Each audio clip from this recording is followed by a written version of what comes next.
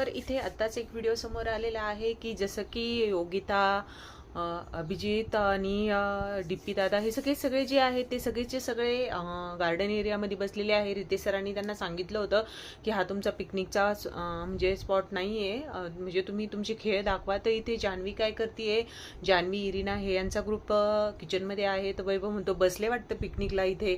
तर जान्हवीने काय केलं आहे, फ्रूटची बकेट आणली आहे आणि नेऊन दिली आहे वर्षाताईंकडे. आणि वर्षाताई बोलतात ते सगळं दे आणून आम्हाला, म्हणजे आम्ही खाऊ, मीठ मिरची सगळं आणून दे, आम्ही खाऊ. तिथे जे पॅडे आहेत ते पण बोलतात ते.